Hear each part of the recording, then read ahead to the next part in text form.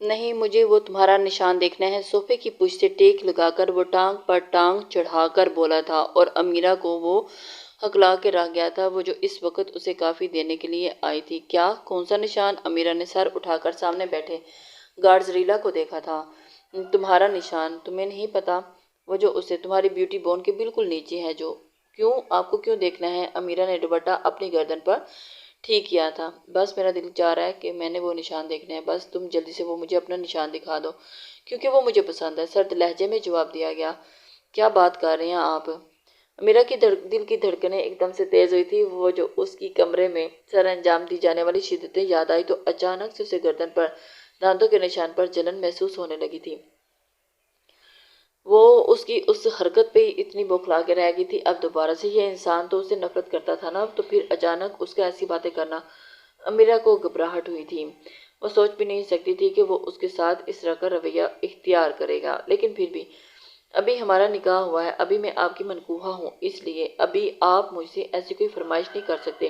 اور ہاں، جب تک میں بیوی نہیں بن جاتی، مکمل طور پر وہ اسے باور کروا چکی تھی، تب تک آپ مجھ سے دور رہیں گے۔ کیا ہو گیا ہے؟ میں آپ اچھا، تو یہ کس کتاب میں لکھا ہے کہ ایک شوہر اپنی منکوحہ سے ایسی فرمائش نہیں کر سکتا، جبکہ کوئی لوگ تو نکاح کے فوراً بعد ہی ایک ہو جاتے ہیں، اور تم یہ کون سی باتیں کر رہی ہو؟ میں نے تو فقط فرمائش کی ہے، کاظم کہتا ہوا اس کے آگے یکدم اپنی جگہ سے کھڑا ہوا، اور جسے دیکھ کر امیرہ تو گھبرا گئی تھی۔ امیرہ تو 2 قدم اور پیچھے ہوئی اور جا کر پیچھے دیوار سے پینا پہ ہو گئی تھی، اور ایک سائڈ پر اس کا ہاتھ کاظم کا ہاتھ، اور دوسرے ہاتھ سے وہ اس کے بالکل قریب ہوتے ہوئے بیوٹی بیون کو پوری سپیڈ سے دروازے کی جانب بھاگی کہ راستے میں کاظم نے اسے کمر سے پکڑتے ہوئے پیچھے کی جانب کھینچا تھا کہ وہ سیدھی اس کے سینے سے ٹکرائی تھی۔ کاظم کی پرفیوم کی خوشبو اس کے نتنوں سے جا کر ٹکرائی تھی، جو اسے بالکل جس میں گہرے سانس بھرتی ہوئی وہ جی جان سے لرز گئی تھی، اور پیٹ پر اس کے ہاتھ کا مضبوط مردانہ لمس پا کر اس کے جسم سے ہلکا سا سپارک ہوا تھا۔ کاظم تو اس پہ فدائی ہو چکا تھا، وہ اس کے پاگل پن کی انتہا کی اسے حیرانی ہو رہی تھی۔ کہاں بھاگ رہی ہو؟ جب تک میری فرمائش پوری نہیں کر دیتی تم یہاں سے نہیں جا سکتی۔ اسے گھماتے اس کا چہرہ اپنی جانب کرتا اس کی کمر پر گرفت مزید تنگ کر گیا تھا۔ میں یہی ہوں، پلیز ایسا مت کریں۔ میں نے ابھی آپ سے کہا ہے کہ امیرہ دوپٹے پر اپنے ہاتھوں کی گرفت سخت کرتی نرمی سے بولی، جانتی تھی کہ اگر غصے سے بولے گی تو مزید ضد کرے گا تو وہ چھوٹی سی جان کہاں اس کی ضد کا مقابلہ کر سکتی ہے، اور اس نے اسی میں ہی عافیت جانی تھی، اور وہ بھی اس وقت جب تنہا تھی۔ اس کے مد مقابل اور کوئی نہیں تھا، اس کا ابھی نیا نویلا جوہر تھا۔ میں ان سب باتوں کو نہیں مانتا، اگر جہاں سے جانا چاہتی ہو تو جیسا میں نے کہا ہے ویسے ہی کرو۔ امیرہ تو جیسے جان پھنس چکی تھی، وہ کیسے اپنے آپ کو بچاتی؟ امیرہ کے سرخ مصنوعی چیز سے پاک لبوں کو دیکھتا ہوا خود پر کنٹرول کرتا ہوا بولا تھا، آپ مجھے دھمکی دے رہے ہیں؟ دھمکی نہیں، ابھی تو صرف وارن کر رہا ہوں، اور دیکھ لو میری دھمکی اگر ہوئی تو پھر دیکھنا کیسے ہوگی۔ امیرہ کو شرم آئی تھی، وہ کیسے اسے وہ نشان دکھا سکتی تھی؟ ابھی تھوڑی دیر پہلے اسے اپنے روم کی وہ ساری گستاخیاں یاد آ گئی۔ کاظم میں یہ کیسے کر سکتی ہوں؟ کیوں؟ اس میں کیا برائی ہے؟ جب تم مجھے لپ کس کر سکتی ہو تو یہ بھی کر سکتی ہو، اس میں کیا برائی ہے؟ یہ تو کوئی بڑا کام ہی نہیں ہے۔ کاظم نے اسے اس کی آج کی حرکت یاد کروائی تھی، وہ جو اس نے لپ کس کی تھی اور اسے اس کی شدتوں کو آواز دے گئی تھی۔ میں نے جان بوجھ کر تو نہیں کی تھی، وہ تو بس نیچرلی ہو گئی تھی۔ وہ نظریں جھکائے اس کے سینے پر ٹکائے ہلکی سی آواز میں بولی تھی، امیرہ کے تو خواص گم ہوتے جا رہے تھے۔ کس تو کس ہوتی ہے نہ، پھر چاہے جان بوجھ کر کی جائے یا نیچرلی۔ ابھی فی الحال میں کس نہیں مانگ رہا، مجھے بس وہ نشان دیکھنا ہے، بس۔ اور کاظم اس کی جھکی نظروں کو دیکھتے ہوئے گویا ہوا تھا۔ امیرہ تو پتھرا کے رہ گئی، مرے نہ کیا کرے۔ میرا کی بگڑی حالت اسے بہت مزہ دے رہی تھی۔ کاظم پلیز مجھے جانے دیں، سچ میں مجھے بہت نیند آ رہی ہے، اور اوپر سے میں پچھلے 2 دن سے سوئی بھی نہیں۔ ابھی بس پچھلے 2 گھنٹوں میں میں یہاں پر ہوں، اور اگر مزید مجھے دیر ہوگی تو مانور اور ہنا مجھے ڈھونڈتی بھی یہاں آ جائیں گی، پھر آپ کیا کریں گے؟ مجھے یہ ساری دھمکیاں دینے کی ضرورت نہیں ہے۔ امیرہ ہاتھ اس کے سینے پر رکھتی ہوئی اسے خود سے دور کرنے کی کوشش کرنے لگی، جو کہ ناممکن تھا۔ آگے وہ بھی اپنے نام کا ایک ہی کاظم تھا، جسے آنا ہے آنے دو، میں کسی سے ڈرتا نہیں ہوں، نشان تو تم نے آج دیکھ کر ہی جاؤ گی، ورنہ دوسری صورت میں ہم دونوں آج رات یہیں ایسے ہی گزاریں گے۔ کاظم نے اسے صاف الفاظ میں بول دیا تھا اور اس کی مزاحمت کو کسی بھی خطر میں لائے بغیر ہی اسے باور کروا چکا تھا۔ وہ جو اس وقت مکمل حیران تھی۔ امیرہ نے اسے نظر اٹھا کر بے بسی اس کی آنکھوں میں دیکھا تھا۔ چلو جلدی کرو، اگر یہاں کھڑے رہ کر رات نہیں گزارنی تو۔ دونوں کی آنکھیں ایک دوسرے سے ملی تھیں۔ سانسوں کی سانسوں سے تکرار ہوئی اور دونوں نے بیک وقت ایک دوسرے کے لبوں کو دیکھا اور پھر وہی دوبارہ سے ایک دوسرے کی آنکھوں میں، اور پھر آگے جو ان دونوں کو ہوش بھی نہیں رہا۔ ویسے تمہاری مشکل میں آسان کر دیتا ہوں تمہاری مدد کر کے، کاظم کچھ سوچتے ہوئے بولا تھا۔ امیرہ تو حیران ہوتے ہوئے اسے دیکھتے رہی۔ کیسی مدد؟ وہ اسے سمجھ ہی نہیں آیا کہ کاظم اس وقت کیا کرے۔ دونوں کے لب ایک دوسرے کے صرف 1 انچ کی دوری پر تھے۔ وہ اس پر مکمل جھکا اور پھر اس کے نازک وجود پر قبض تھا۔ کیسی مدد؟ وہ تو ایک دم سے بوکھلا گئی تھی، لبوں سے لبوں پر تکرار ہوتے ہوئے بچا تھا۔ اگر تم کہہ دو تو وہ نشان آپ خود دیکھ لیں تو تمہاری مدد کرتے ہوئے یہ کام میں خود بھی کر لوں گا۔ یہ کیسی مدد ہوئی؟ آپ مجھے چھوڑ کر میری مدد کر دیں، یہ کیسے ہو سکتا ہے؟ نہیں، یہ ممکن نہیں ہے۔ مدد جتنی مدد کا میں نے کہا ہے اتنی ہی کر سکتا ہوں۔ اگر منظور ہے تو ٹھیک، ورنہ کھڑی رہو میری باہوں میں۔ ویسے تمہیں میری باہوں میں ہی مزہ آ رہا ہوگا، آخر وہ مجھے اتنا چاہتی جو ہو۔ میٹھا سا طنز کیا تھا اور اس نے۔ کاظم اسے تنگ کرتے ہوئے اسے مزید مزہ آ رہا تھا اور وہ اسے اسی حالت میں دیکھنا چاہتا تھا، اور اس کی اس وقت حالت بہت پتلی ہو چکی تھی۔ ایسی کوئی بات نہیں ہے، امیرہ حفقی سے بولی تھی، جبکہ اس وقت وہی جانتی تھی کہ اس کے اندر کی حالت کیا ہو رہی ہے۔ کرنے کو تو اس نے محبت کر لی تھی، لیکن اس کی قربت کا تو سوچا ہی نہیں تھا کہ ایسا تو بالکل نہیں سوچا تھا کہ وہ ایسے بھی تنگ کر سکتا ہے۔ تو پھر کیسی بات ہے؟ پتہ نہیں، پلیز جانے دیں۔ وہ اب رو دینے کو ہوئی تھی۔ کاظم اس کی حالت دیکھ کر ایک دم سے حیران ہوا۔ بالکل نہیں، ایسے کیسے؟ کئی لمحے دونوں ایک دوسرے کی قربت میں انہوں نے گزارے تھے، دوسروں کی باہوں میں گزرے تھے، اور رات کا پہر پتہ ہی نہیں چلا۔ دیکھ لیں، امیرہ کی مرمری آوازیں گونجی۔ کیا کیا کیا کیا کہہ رہی ہو؟ مجھے آواز نہیں آئی۔ کاظم جان بوجھ کر ایسے بولا، ورنہ اس کی سانسوں کی آواز بھی وہ سن رہا تھا اور وہ اندر سے مر رہی تھی۔ دیکھ لیں، اس نے پھر بولا۔ امیرہ نے سر اٹھا کر اب کی بار قدرے اونچی آواز میں کہا تھا۔ کاظم اس کی طرف دیکھتا رہ گیا۔ اچھا، تو خود مدد مانگ رہی ہو کہ میں خود ہی دیکھ لوں؟ کاظم نے اسے اور تنگ کرنے کی کوشش کی تھی۔ کاظم مسکرایا تھا اور دوسرے ہاتھ سے آہستہ سے اس کا دوپٹہ تھوڑا سا سرکا کے نیچے کی جانب سرکایا۔ دوپٹہ سر سے سرکتا ہوا اس کے کندھے پر گرا تھا۔ کاظم نے اسے خوب تنگ کرنے کی کوشش کی اور دوپٹہ سرکا کر اس نے اس کی بیوٹی بون کو ٹچ کرتے ہوئے انگلیاں رگڑتے ہوئے۔ میرا نے ہاتھوں سے اس کی شرٹ کو دبوچا تھا اور دھڑکنیں معمول سے زیادہ تیز ہو گئی تھی۔ نظریں اس کی نقش کو حفظ کر رہی تھی۔ چہرے پر جمائے تھوڑی کی سیدھ سے نیچے شہادت کی انگلی سے سٹریٹ لائن بیوٹی بون تک کھینچتا ہوا اس نے اس کے دوپٹے کو اپنے ہاتھوں کی انگلیوں سے الجھاتے ہوئے دوپٹے کو اس کی گردن سے ہٹایا تھا اور اسے اپنے مکمل حصار میں لیتے ہوئے امیرہ کی سفید گردن کاظم خان کے سامنے واضح ہوئی۔ گردن کو اس نے گردن پر رینگتے ہوئے اس کی انگلیوں کے لمس سے امیرہ کے وجود میں برقی لہریں گردش کرنے لگی تھی۔ اس نے آنکھیں زور سے میچتے ہوئے کاظم کی شرٹ پر ہاتھوں کی گرفت مزید سخت کی تھی۔ وہ سوچ بھی نہیں سکتی تھی کہ وہ کدھر اس کی جان پھنس چکی ہے اور اب پھر اس کی ضد کی آڑیں آ چکی تھیں۔ اس کے پیچھے ہونٹ بند آنکھوں کو دیکھتے دائیں کندھے سے فراق کو نیچے کی جانب کھسکا تو سکین کلر کی بلاؤز کی سٹرپ اسے واضح دکھ رہی تھی اور وہ اسے دیکھ کر اور بھی اس کے سامنے واضح ہوئی، جسے دیکھ کر مسکراتے ہوئے اس نے وہاں سے اپنے گرم لب رکھے اور کندھے پر اس کا لمس پاتے ہی امیرہ نے گہری سانس بھری تھی۔ امیرہ تو اس کے پیار میں پاگل ہوئی جا رہی تھی اور وہ تو جانتی نہیں تھی۔ اپنی شدت بھرا لمس چھوڑتا ہوا اس نے سٹرپ کو کندھے سے نیچے کی جانب سرکایا تھا، جس سے بیوٹی بون کے بالکل نیچے بنا وہ کالا نشان واضح ہوا۔ مبہوت سے اسے دیکھتے ہوئے کاظم خان نے اس کے گرد شہادت کی انگلی کو گول گول گھمایا تھا۔ وہ پاگل ہو چکی تھی کہ یہ کس مصیبت میں پھنس چکی ہوں۔ اس نشان سے کاظم خان کو محبت ہونے لگی تھی۔ نہ جانے کیوں یہ نشان اسے اتنا کیوں بھا رہا تھا کہ وہ جو اس سے نفرت کرنے لگا تھا اب وہ اس نشان میں پاگل ہوئے جا رہا تھا اور اس ضد پہ اڑا تھا۔ وہ جو اس کی نفرت کا دعوے دار تھا اب اس ایک نشان کو دیکھنے کی خاطر وہ سب کچھ بھلا دیتا تھا جسے وہ سب کچھ یاد بھی نہیں تھا۔ جب سے اس نے اس نشان کو دیکھا تھا آنکھیں واپس اس کا دیدار کرنے کو بےتاب ہو رہی تھی۔ کاظم خان کا اپنے آپ پہ بس نہیں چاہ رہا تھا اور اب اسے دیکھ لینے کے بعد آنکھوں کو راحت ملی تھی۔ نشان کو انگلیوں سے سلاتے ہوئے اس پر جھکا اور پورے استحقاق سے ان پر لبوں کو رکھتا ہوا لبوں سے اس کو محسوس کرنے لگا تھا۔ اور اس وقت امیرہ کاظم کی داڑھی اور مونچھوں کی میٹھی میٹھی چبھن اپنی گردن پر محسوس کرتے ہوئے اپنے ہونٹ دانتوں تلے کچل چکی تھی اور وہ اسے دوبارہ سے مدہوش کر چکا تھا۔ کتنی دفعہ نہ جانے وہ کتنی دیری اس نشان پر جھکا اسے شدت سے چومتا محسوس کرتا رہا۔ وقت کا دورانیہ بڑھنے لگا۔ امیرہ کو اب اس جگہ جلن محسوس ہونے لگی۔ سانسیں ہاتھ درجہ پھولنے لگی تو اس نے کاظم کے کندھوں پر ہاتھ رکھتے اسے پیچھے کی جانب دھکیلنے کی کوشش کی پر وہ اس مضبوط حصار میں تھی، لیکن اس میں اتنی طاقت کہاں تھی۔ وہ گارڈ زریلا جیسے لمبے چوڑے انسان کو خود سے دور دھکیل پاتی۔ اس کی چھوٹی چھوٹی سی مزاحمتیں سب بیکار جا رہی تھی۔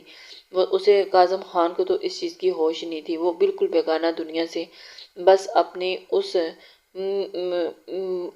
میں مگن تھا، شغل میں مگن تھا۔ اگر تھک کر اس نے کاظم خان کو خود سے دور کرنے کے لیے زور سے اس کی گردن پر دانت گاڑے تھے۔ گردن پر ہوتی درد اور جلن کے احساس سے کاظم نے اس کی گردن سے سر اٹھایا تھا اور امیرہ کی جانب دیکھا جو اس کی گردن پر جھکی کاٹ رہی تھی اور اس نے فوراً اسے خود سے دور پھینکا۔ امیرہ اس اچانک ہونے والی ابتعاد پہ لڑکھڑائی ہوئی پیچھے دروازے سے جا لگی تھی اور کاظم نے سخت نظروں سے اس کی جانب دیکھا تھا۔ اسے اس کا یہ انداز عجیب لگا تھا۔ اس کی اپنی گردن پر ہاتھ پھیرا تھا جہاں امیرہ نے کاٹا تھا۔ امیرہ اس کی اس حرکت پر عجیب بوکھلا گئی تھی۔ انگلیوں پر کچھ گیلے پن کا احساس ہوا تو اس نے ہاتھ سامنے کر کے دیکھا جہاں اس کی انگلیوں کے پوروں پر خون لگا ہوا تھا۔ وہ دیکھ کے بوکھلا سا گیا تھا۔ اپنی انگلیوں سے نظریں ہٹاتے اس نے سامنے دروازے کے ساتھ لگی ہود کو ٹکر ٹکر دیکھتی امیرہ کی جانب دیکھا تھا جو اس وقت اس کے ماتھے پر زخموں کا نشان تھا اور اس کی نظر اس کی گردن پر پڑی تھی جہاں وہ نشان والی جگہ ٹماٹر کی طرح سرخ ہوئی تھی۔ وہ پھر اسی کی طرف مدہوش ہونے کے جا رہا تھا۔ کاظم کے لب نامحسوس انداز میں مسکرائے تھے اور اب وہ کہہ رہی تھی پلیز جانے دینا۔ بکھرے ہولیے میں وہ سراپائے قیامت بنی اس کی دھڑکنوں کو منتشر کر رہی تھی۔ اور تمہاری ہمت کیسی ہوئی مجھے کاٹنے کی؟ چہرے پر سرتاسر سجائے وہ بھاری رعبدار آواز میں گویا ہوا تھا۔ کب سے تو کہہ رہی ہوں آپ مجھے چھوڑ نہیں رہے تھے اس لیے میں نے یہ کیا۔ امیرہ اپنا حلیہ درست کرتی ہوئی دوپٹہ اچھے سے سر پر رکھتی ہوئی یہاں سے بھاگنے کی تیاریوں میں تھی، لیکن وہ پھر اسے اپنے جھانسی میں کرنا چاہتا تھا۔ رات کے اس پہر اگر میں نہیں چھوڑ رہا تھا تو تمہیں میرے چھوڑنے کا انتظار کرنا چاہیے تھا۔ تمہیں کس نے جنگلی بلی بن کر مجھے کاٹنے کو کہا تھا؟ وہ الٹا چور کوتوال والی بات وہ اسے ہی پہ ہی برس رہا تھا۔ آپ نے میرے ساتھ دھوکہ کیا ہے۔ آپ نے نشان بس دکھانے کو کہا تھا لیکن آپ نے چھونے لگے اور اس لیے میں نے ایسا کیا، اور جب آپ میرے ساتھ ایسا کریں گے میں بھی ایسا ہی کروں گی۔ یہ پھر دیکھ لیں۔ اب آپ کے اوپر ہے کہ آپ میرے ساتھ زیادتی کریں گے تو آپ کو بھی زیادتی کا سامنا کرنا پڑے گا، سمجھے آپ؟ امیرہ کہتی فوراً اسے دروازہ کھول کر وہاں سے بھاگی تھی جبکہ کاظم خان وہاں سے کھڑا خالی دروازے کو گھورتا رہ گیا۔ چلی گئی جنگلی بلی، دیکھتا ہوں کب تک بچے گی، میری شدتوں کو تو سہنا ہی ہوگا۔ سر جھٹکتا آنے کے سامنے کھڑا ہو کر اس نے اپنی گردن کو دیکھا جہاں دانتوں کے نشان والی جگہ سرخ ہوئی تھی اور نشانوں سے خون کی چھوٹی چھوٹی بوندیں بھی نکل رہی تھی۔ کب تک بچوں کی؟ کاظم خان نے غصے سے سرخ بھوکا آنکھوں سے اپنے آپ کو آئینے میں دیکھا تھا۔ افریقن بلی، نشان پر ہاتھ پھیرتا وہ غصے سے بڑبڑایا تھا۔ وہ دونوں ہی ایک دوسرے کی نفرت میں پاگل ہوئے جا رہے تھے جبکہ امیرہ اس کی محبت میں پاگل تھی۔ امیرہ دبے قدموں سے تیزی سے چلتے اپنے کمرے میں آئی تھی جہاں وہ دونوں پورا کمرہ صاف کر کے لائٹ آف کر کے آرام سے بیڈ پر سوئی ہوئی تھی۔ امیرہ نے دونوں کو دیکھ کر رب کا لاکھ شکر کیا تھا۔ اگر وہ جاگ رہی ہوتی تو سو سوال کرتی اور اس سے امیرہ جلدی سے دبے پاؤں چلتی ہوئی اپنے بیڈ کی جانب پاس آئی تھی اور دوپٹہ اتار کر سر کی طرف سے جانب رکھتی ہوئی آرام سے لیٹ گئی تھی۔ صبح کاظم کی شدتیں یاد کر کے اس کا دل ایک بار پھر سے سپیڈ سے دھڑکنا شروع ہو گیا تھا اور اس کے بارے میں سوچنے لگی تھی۔ اپنے نشان ہرا پر اپنا ہاتھ رکھتے ہوئے کاظم کے لمس کو محسوس کرتے ہوئے اپنی آنکھوں سکون سے بند کی تھی اور کاظم کی مونچھیں اور داڑھی کی چبھن اسے ابھی بھی اس نشان پر چبھتی ہوئی محسوس ہو رہی تھی اور وہ اسی کے نشے میں خود کو محسوس کر رہی تھی، اور اس کا نشہ اتنا میٹھا اور جان لیوا تھا کہ وہ اس نشے سے باہر نکلنے نہیں چاہ رہی تھی۔ کاظم بھائی نے جان چھوڑ دی۔ امیرہ آنکھیں بند کیے کاظم کے خیالوں میں کھوئی ہوئی تھی کہ اپنے کان میں سرگوشی کی آواز سن کر اس نے جھٹ سے اپنی آنکھیں کھولیں اور نظریں پھیر کر مانور کی جانب دیکھا تھا، جو اس کے کان کے پاس جھکی مسکراتی ہوئی اس کی جانب ہی دیکھ رہی تھی۔ تم جاگ رہی ہو؟ وہ اسے ایک دم سے میں کاظم کے ساتھ تو نہیں تھی، امیرہ اٹک کر بولی تھی۔ تو کس کے ساتھ تھی؟ میں تو دادو کے ساتھ تھی، امیرہ جھوٹ بول گئی۔ اگر سچ کہتی تو مانور اسے مزید تنگ کرتی، اسی لیے اس نے اس کو اگنور کیا۔ وہ نہیں اس کے باتوں میں پھنسنا چاہتی تھی، اور مزید اچھا تو دادو کے پاس جانے سے میڈم کی دھڑکنیں اتنی بڑی ہوئی ہیں کہ امیرہ کی تیز دھڑکنوں کی دھک دھک خاموش کمرے میں سنائی دے رہی تھی۔ مانور اسے تنگ کرنے کے در پہ تھی، اور وہ امیرہ اسے صاف جھوٹ بول رہی تھی۔ مجھے نیند نہیں آ رہی، میں سونے لگی ہوں، تم بھی سو جاؤ۔ امیرہ بنا اس کی باتوں کا جواب دیے سائیڈ کی کروٹ لیتے ہوئے آنکھیں بند کر گئی تھی، جبکہ مانور اسی کے بارے میں سوچ رہی تھی اور اسے تنگ کرنے کے فل موڈ میں تھی۔ مانور بھی مسکراتی آنکھیں بند کر کے سونے کی کوشش کرنے لگی تھی، لیکن مانور کو اس وقت نیند نہیں آ رہی تھی، اور سوچتے سوچتے وہ بھی سو گئی۔ آج ہلدی کا فنکشن تھا، پورے ویلا میں افراتفری مچی ہوئی تھی، سب اپنے اپنے کاموں میں مصروف تھے اور جلدی سے انہوں نے فنکشن کا ارینج کرنا تھا۔ سب ینگسٹر ایک ساتھ بیٹھے ہوئے تھے۔ مانور، امیرہ اور ہنا اپنے کمرے میں بیٹھی شام کے فنکشن کی پلاننگ کر رہی تھی کہ ملازم ایک بڑا سا باکس اٹھائے ان کے کمرے میں داخل ہوئی تھی، اور اس کو دیکھ کے سب اس باکس کی طرف متوجہ ہوئی۔ تینوں باکس کو دیکھ کر حیران ہوئی۔ ملازمہ نے باکس بیڈ پر رکھا۔ اور یہ کیا ہے؟ امیرہ نے حیرت سے اسے دیکھتے ہوئے پوچھا۔ پتہ نہیں، بی بی جی ڈلیوری والا لڑکا دے کر گیا ہے، ہنا بی بی جی کے نام پر، ملازمہ کہتے ہوئے وہاں سے چلی گئی تھی، جبکہ ہنا حیرت سے اسے دیکھتے گئی۔ میرے نام پر؟ کس نے بھیجا ہے؟ وہ تینوں یہ میرے لیے آیا ہے؟ ہنا اتنے بڑے باکس کو دیکھ کر تجسس سے بولی تھی، اور اسے حیرانگی نے آ گھیرا تھا۔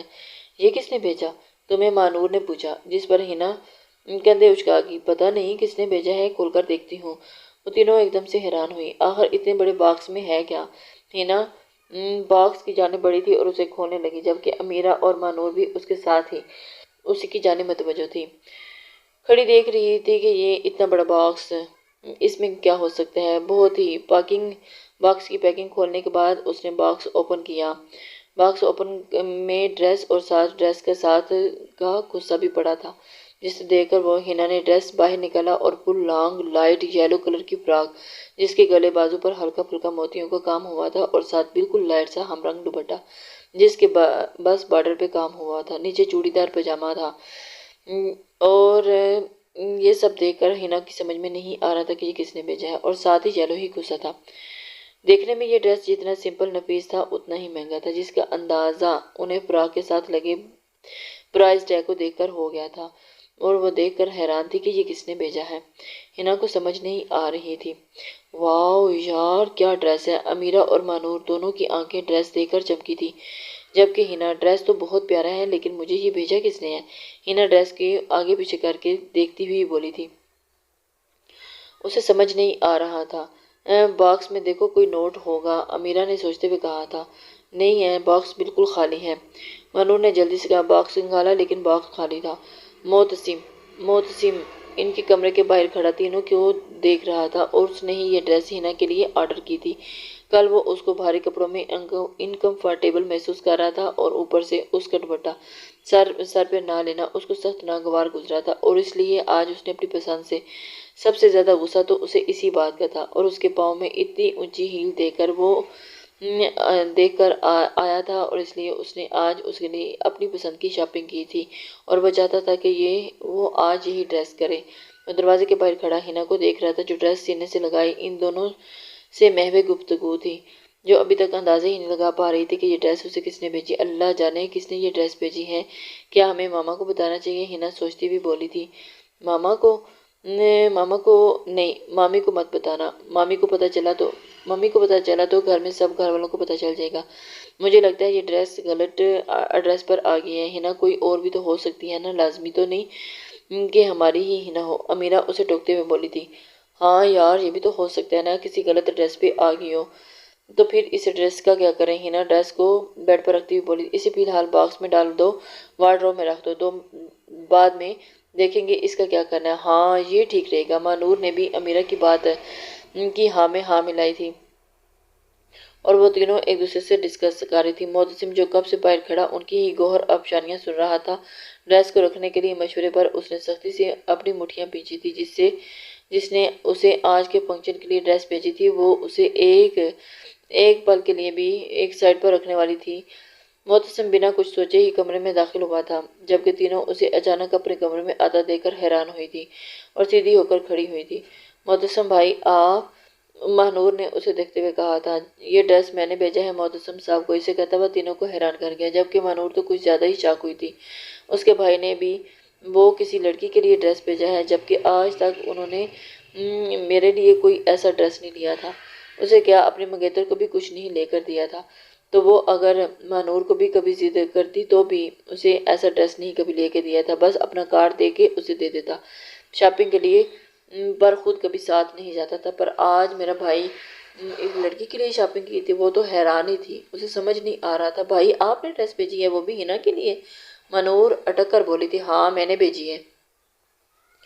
کیوں، کوئی پرابلم ہے؟ بھاری آواز پر ماہنور نے فوراً نفی میں سر ہلایا تھا۔ نہیں بھائی، اور وہ چپ کر گئی تھی۔ ایسی تو کوئی بات نہیں ہے، وہ نفی میں سر ہلا گئی تھی۔ یہ ڈریس میں نے بھیجی۔ لیکن معتصم بھائی آپ نے ہنا کے لیے ڈریس کیوں بھیجی؟ امیرہ نے حیرانی سے پوچھا تھا، جبکہ ہنا چپ کھڑی معتصم کو ہی گھور رہی تھی۔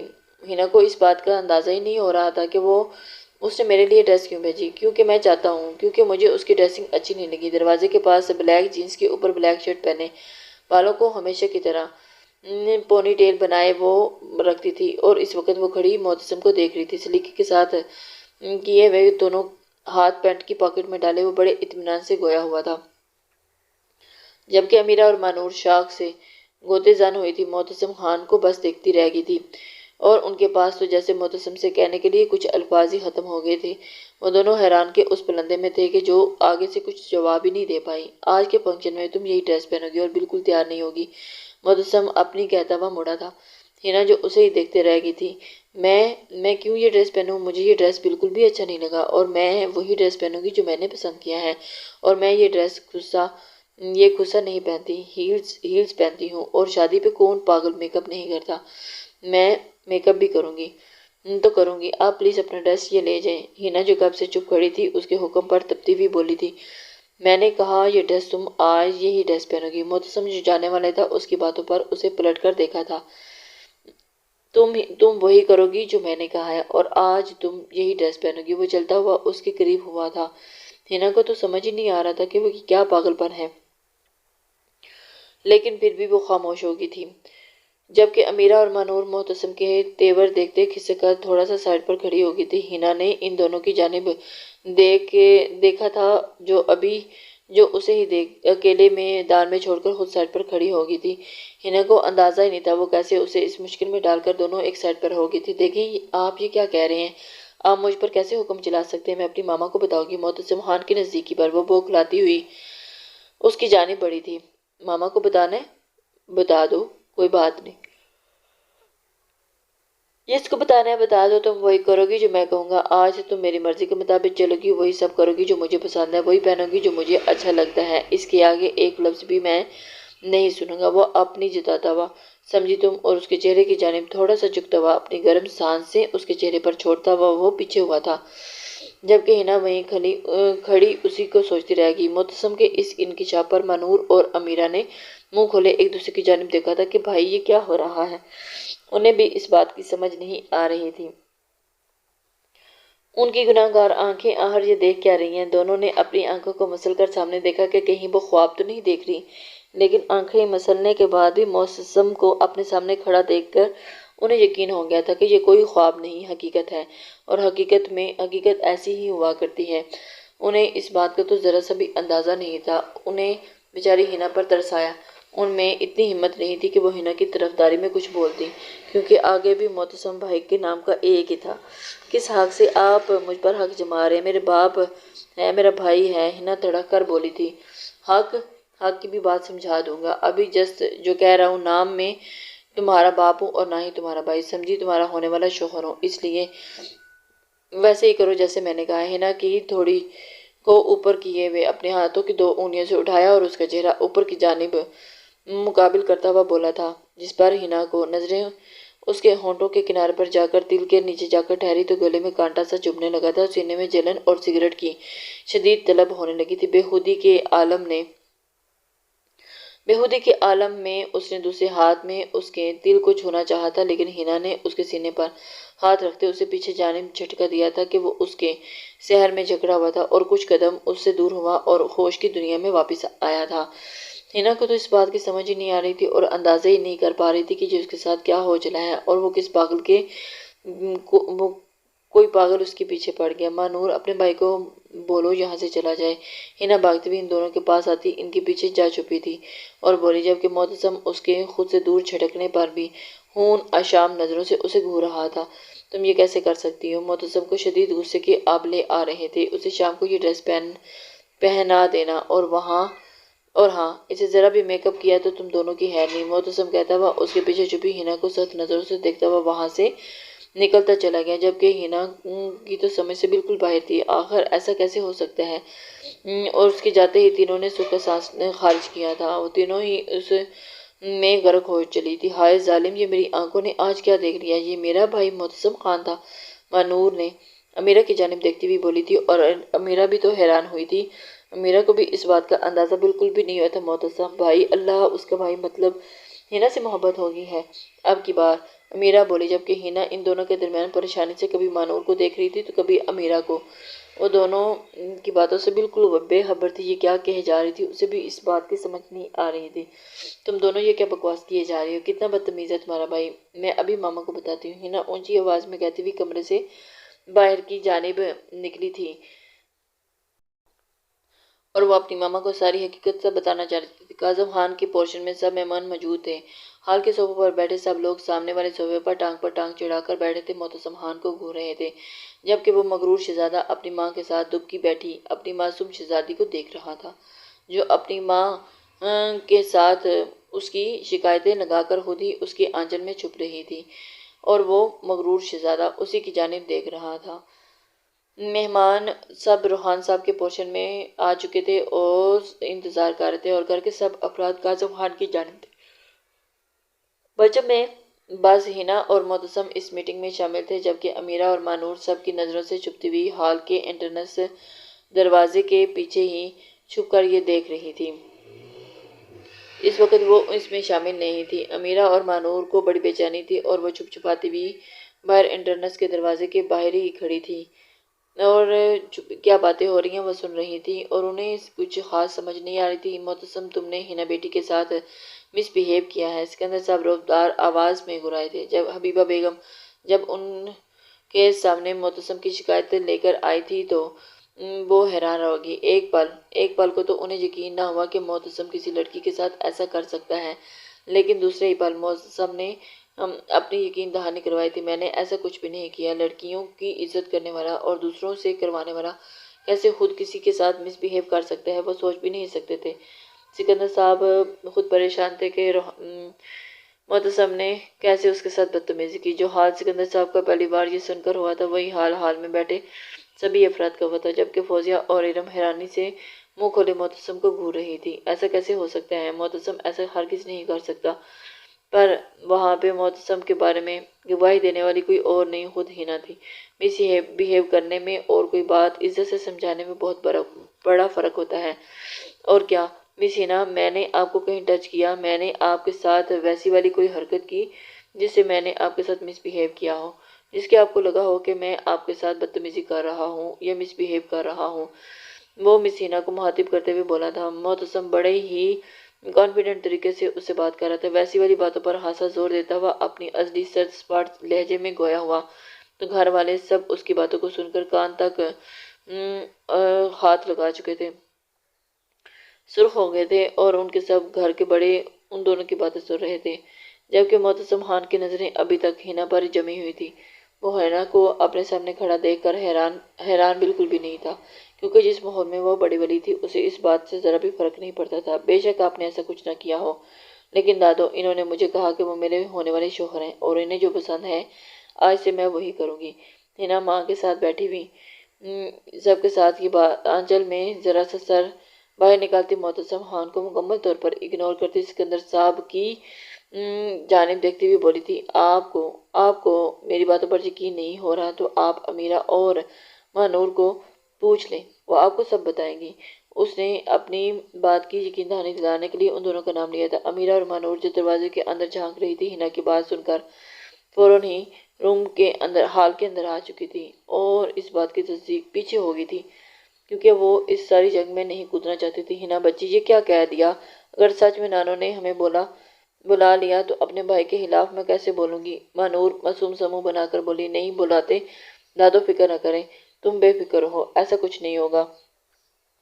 امیرہ کہتی ہوئی دوبارہ اندر جھانکنے لگی تھی اور وہ دوبارہ سے کارروائی سننے کے لیے قریب ہوئی تھی۔ تو اس میں غلط کیا کہا میں نے؟ تمہارا ہونے والا شوہر ہوں، میری پسند ہی تمہاری پسند ہوگی، کیوں نانو؟ صحیح کہا نا میں نے؟ معتصم نے اب کے سکندر صاحب کی جانب دیکھتے ہوئے اپنی بات کی تصدیق چاہی تھی تو آگے سے سکندر صاحب نے اسے گھور کر رہ گئے۔ ابھی تو انہوں نے حبیبہ سے اس بارے میں کوئی بات ہی نہیں کی تھی اور وہ ابھی سے ہی اسے اپنا شوہر سمجھنے لگ گیا تھا اور موقع کی تلاش میں تھے، لیکن معتصم خان کی حرکتوں نے بات کرنے سے پہلے ہی بات کو بگاڑ کے رکھ دیا تھا۔ سکندر خان اپنے اندر معتصم کے اس رویے پر بہت شرمندہ تھے۔ اب وہ کیسے حبیبہ بیگم سے اس کے بارے میں بات کرتے؟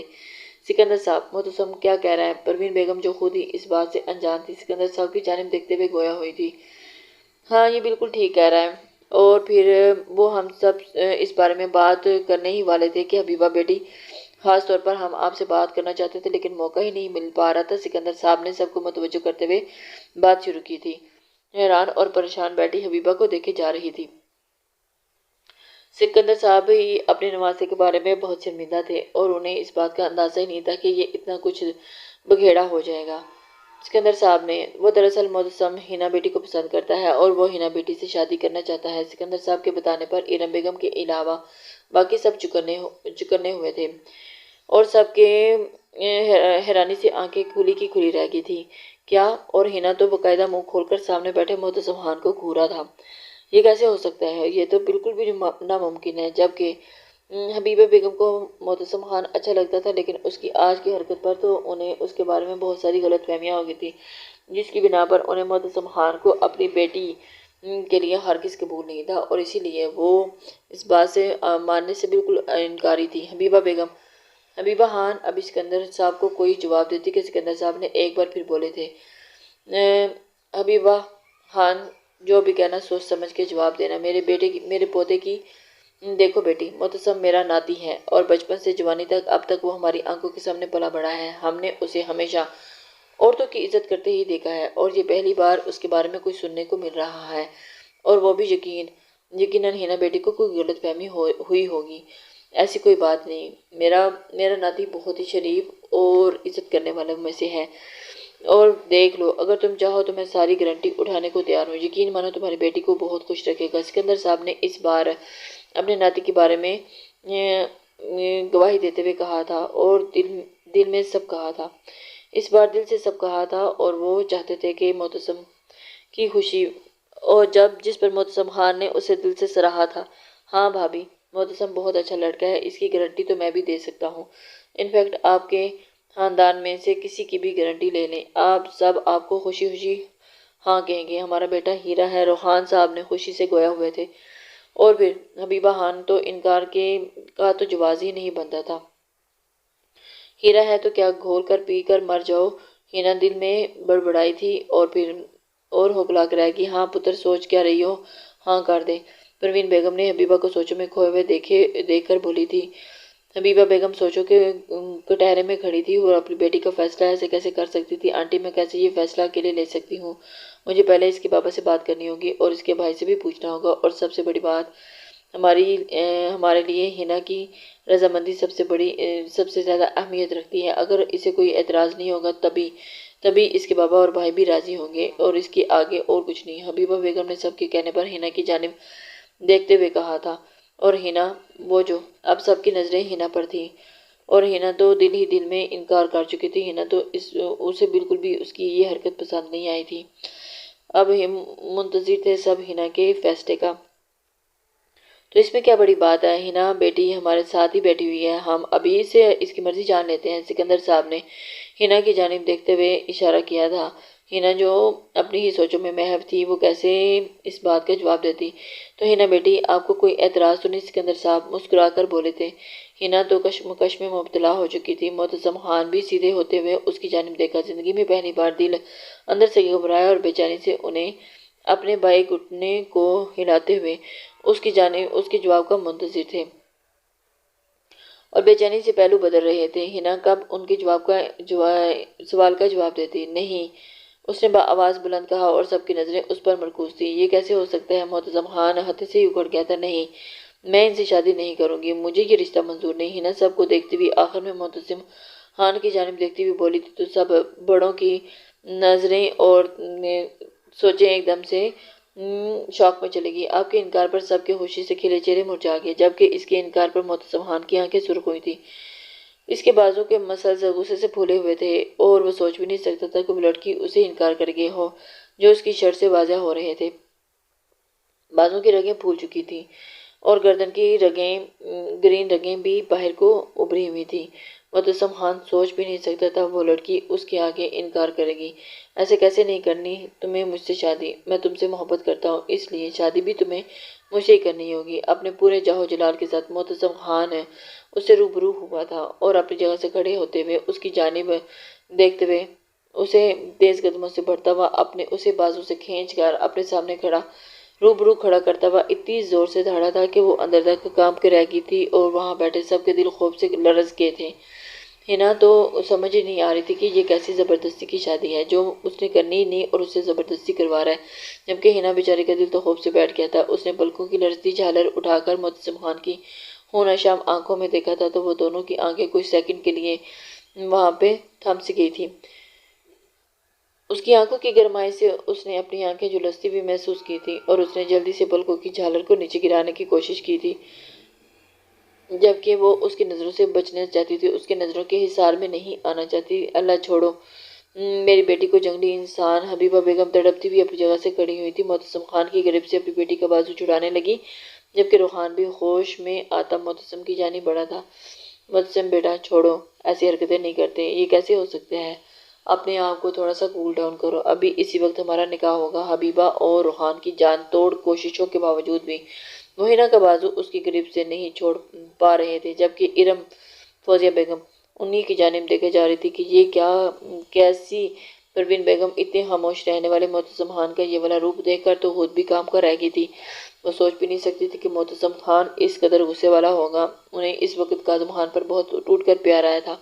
تم میری بیٹی سے محبت کرتے ہو تو اس میں اس کا کیا قصور؟ وہ تم سے محبت نہیں کرتی تو پھر کیوں اس کے ساتھ زبردستی کر رہے ہو؟ آج نہیں تو کل اسے مجھ سے محبت ہو ہی جائے گی، کرنی ہی پڑے گی، اس سے کیا فرق پڑتا ہے؟ اس سے فرق نہیں پڑتا محبت نکاح سے پہلے ہو یا بعد میں، لیکن مجھے آپ سے شادی نہیں کرنی۔ ہنا رونے والی ہوئی تھی، اور اس کا بازو اب شدید درد کرنے لگا تھا۔ چھوڑیں مجھے پلیز، چھوڑیں میرا ہاتھ، وہ اسے کراہ کر بولنے لگی تھی، جبکہ باہر کھڑی مانور اور اب میرا معتصم خان کا جنونی انداز دیکھ کر جھرجھری لے کر اٹھی تھی۔ معتصم بھائی کو کب ہنا اتنی جنونی حد تک پسند آ گئی تھی، محبت ہوئی تھی؟ امیرہ پرسوچ انداز میں بولی تھی، تو یہ تو مجھ سے بھی زیادہ دیوانے یار نکلے۔ وہ تو دیکھ کر حیران اور پریشان ہو گئی تھی، اسے تو اندازہ ہی نہیں تھا کہ وہ بھی اس قدر جنونی ہو سکتے ہیں۔